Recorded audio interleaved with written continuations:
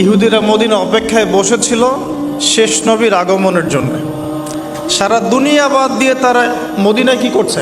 এখন সারা দুনিয়া বাদ দিয়ে জেরুজালেমে কি করছে বলেন? দাজ্জালের আগমনের জন্য অপেক্ষা করছে। খুব সুন্দর করে বোঝার চেষ্টা করেন, এখানে অনেক কিছু আছে এই অংশটুকুর মধ্যে। মদিনা ইহুদিরা আগে থেকে ঘাঁটি গেড়েছিল, কারণ তাদের তাওরাহ, জাবুর এবং যে ওল্ড টেস্টামেন্ট, নিউ টেস্টামেন্ট, এগুলোতে আছে যে শেষ নবী মুহাম্মদ সাল্লাল্লাহু আলাইহি ওয়াসাল্লাম আসবেন আরবের সম্ভ্রান্ত বংশ থেকে, যার নাম হবে আহমদ। কি নাম হবে? নবী করিম সাল্লাল্লাহু আলাইহি ওয়াসাল্লাম হিজরত করে তাদের দরজা পর্যন্ত গেলেন, আল্লাহ পাক নিয়ে গেলেন। এমনকি নবী সাল্লাল্লাহু আলাইহি ওয়াসাল্লাম বেশ কয়েক মাস তাদের কিবলা অনুসরণ করে নামাজও পড়লেন, তাদের সাথে মদিনা সনদ করলেন, মনে আছে? কিন্তু তারপরেও কেন তারা নবী সাল্লাল্লাহু আলাইহি ওয়াসাল্লামকে স্বীকার করল না? কারণ নবী সাল্লাল্লাহু আলাইহি ওয়াসাল্লাম বনু ইসরাঈল থেকে আসেন নাই, বনু ইসমাঈল থেকে এসেছেন। কথা বুঝতে পারছেন? বনু ইসমাঈল মানে ইব্রাহিম আলাইহিস সালামের দুই ছেলে, ইসমাঈল, ইসহাক। ইসহাক আলাইহিস সালামের ছেলের নাম ইয়াকুব। ইয়াকুব আলাইহিস সালামের ছেলে আরেক নাম হচ্ছে, ইয়াকুব আলাইহিস সালামের আরেক নাম হচ্ছে ইসরাঈল। কি নাম? তার সন্তানদের বংশের নাম হচ্ছে বনু ইসরাঈল। 1,24,000 নবী রসুলের মধ্যে বেশিরভাগ নবী রসুল বনু ইসরাঈল থেকে এসেছেন, বেশিরভাগ, ম্যাক্সিমাম, ইনক্লুডিং দাউদ আলাইহিস সালাম, সুলাইমান আলাইহিস সালাম, ইউসুফ আলাইহিস সালাম, ইউনুস আলাইহিস সালাম, হ্যাঁ, নবী মুসা আলাইহিস সালাম ইত্যাদি। আর বনু ইসমাঈল থেকে এই যে শেষ নবী মুহাম্মদুর রাসূলুল্লাহ সাল্লাল্লাহু আলাইহি ওয়াসাল্লাম। এটা ছিল একটা ঈর্ষা, সত্য গ্রহণ না করা। আল্লাহ রাব্বুল আলামিন এর ফলশ্রুতিতে তাদের সাথে আমাদের বিচ্ছেদ ঘোষণা করলেন, কেবলা পরিবর্তন করে দিলেন।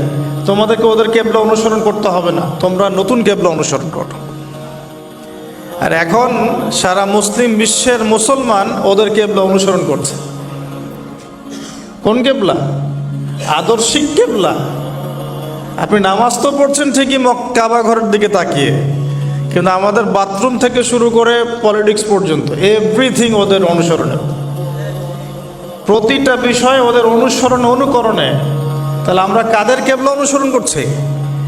অথচ নবী সাল্লাল্লাহু আলাইহি ওয়াসাল্লামকে মুখ ফিরাতে বললেন আল্লাহ পাক, মুখ ফিরিয়ে নাও তুমি এখান থেকে। মুখ ফিরানোর মানে হচ্ছে নতুন একটা ন্যাশনের উত্থান। এরপর থেকে মুসলিম জাতি বিজয়ী হয়েছে পুরো জাজিরাতুল আরবের মধ্যে।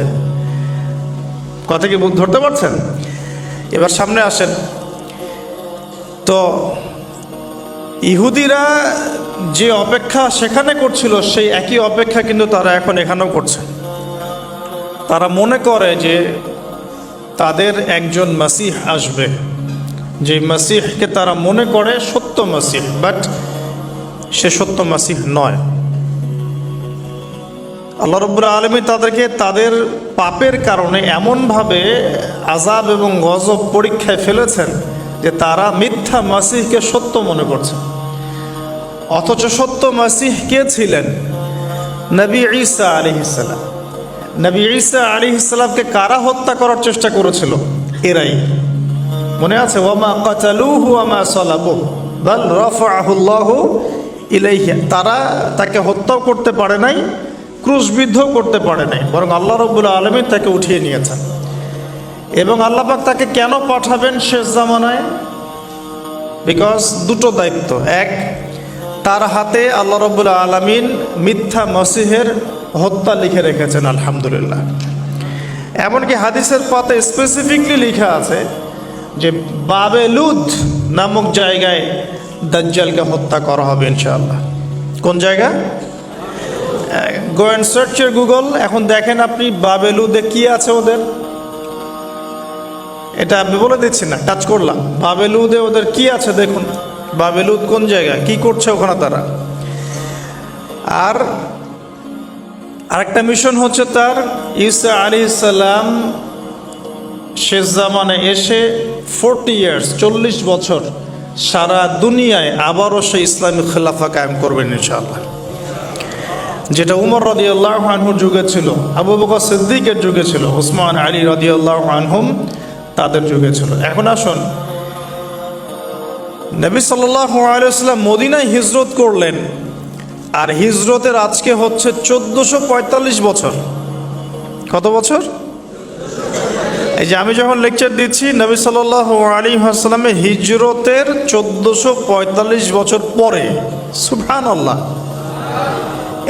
এতদিন পরে এই দিন যে সারা দুনিয়ার আনাচে কানাচে ছড়িয়ে গেছে, এটাই তো প্রমাণ করে ইসলাম একটা সার্বজনীন জীবন ব্যবস্থা। এই যে মালয়েশিয়াতে কি নবী সাল্লাল্লাহু আলাইহি ওয়াসাল্লাম পায়ে হেঁটে এসে দাওয়াত দিয়ে গেছেন? এখানে লক্ষ লক্ষ কোটি কোটি মানুষ মুসলিম। আল্লাহু আকবার। সাইবেরিয়াতে মুসলিম আছে, অস্ট্রেলিয়াতে মুসলিম আছে, আফ্রিকায় মুসলিম আছে, আপনি ইউরোপে যান সেখানে মুসলিম পাচ্ছেন। ওই যে আফ্রিকার ওই যে ঘানা, হ্যাঁ, নাইজেরিয়া ইত্যাদি, জিম্বাবুয়ে, কেনিয়া, ওই আবিসিনিয়া, ইথিওপিয়া, ইরিত্রিয়াতে পর্যন্ত আপনি গিয়ে মুসলিম পাবেন। আল্লাহু আকবার। তো এটাই তো প্রমাণ করে যে ইসলাম আল্লাহ রাব্বুল আলামিনের পক্ষ থেকে একটা, মানে কি বলবো, সর্বস্বীকৃত এবং চূড়ান্ত একটা জীবন বিধান।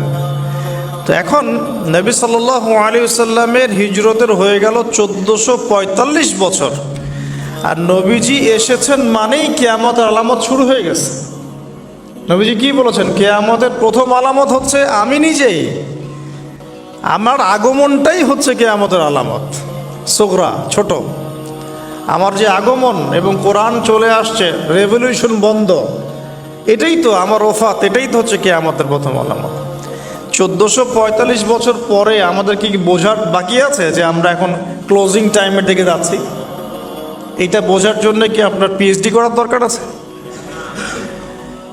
চোখের সামনে নগ্ন মেয়েদের চলাফেরা, মেয়েরা ছেলেদের পোশাক পরে ঘুরে বেড়াচ্ছে, ছেলেরা মেয়েদের, হাইলি কনস্ট্রাক্টেড বিল্ডিংস, রিবার, ব্যাপকতা, ন্যায় অন্যায়ের মানদণ্ড পাচ্ছেন না, আল্লাহ পাকের হুকুম আহকাম উঠে যাচ্ছে, নামাজ পর্যন্ত উঠে যাচ্ছে। আর কি দেখার বাকি আছে আলামত?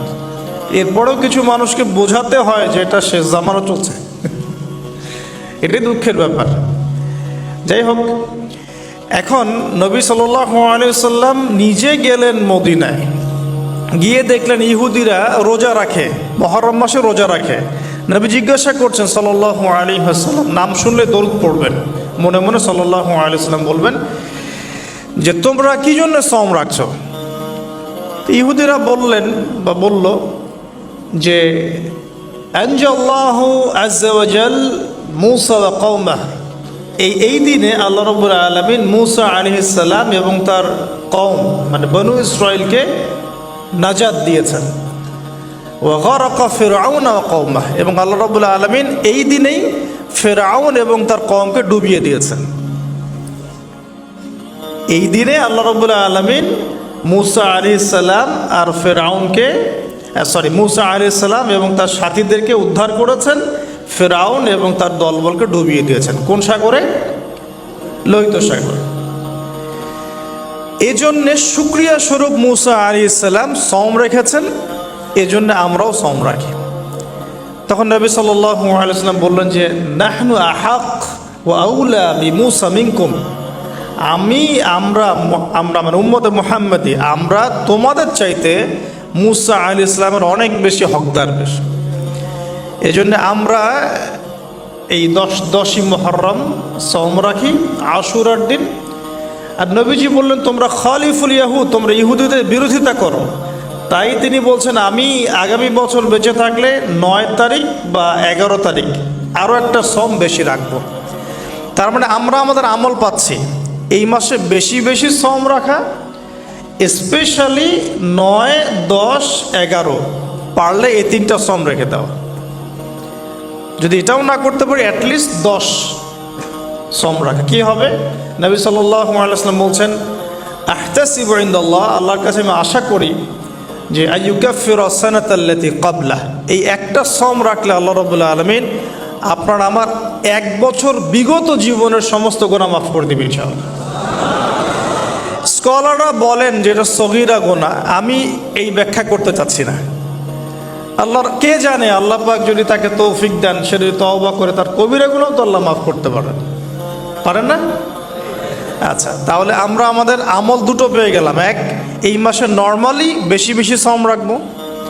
2, 9, 10, 11 সওম রাখবো। যদি এটাও না করতে পারি, কমপক্ষে 10ই মুহররম অবশ্যই সওম রাখবো ইনশাআল্লাহ তাআলা।